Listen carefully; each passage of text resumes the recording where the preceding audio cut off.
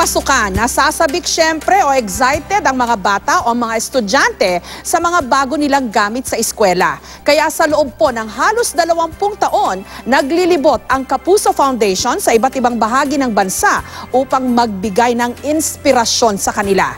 Ngayong taon, kabilang ang mga mag-aaral sa Biliran at Negros Occidental sa ating pong mga nabigyan ng bagong bag at school supplies.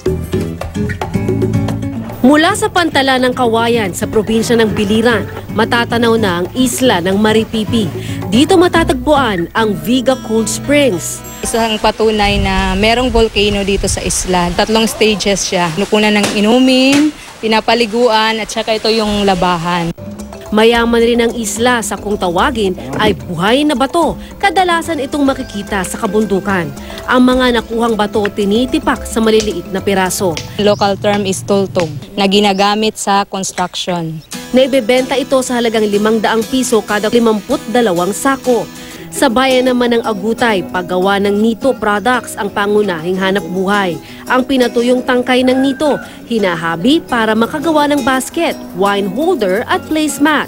Ang pagsisikap ng mga taga rito, tinumbasan natin ang ating handog na bagong bag at school supplies para sa 3,000 kabataan sa Biliran.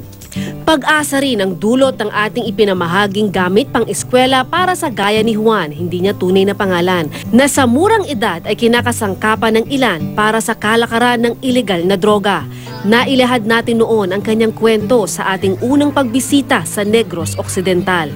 Bantay ko sa motor mga tao, dahil tagaan ko 3 o Bakit mo ginagawa yun?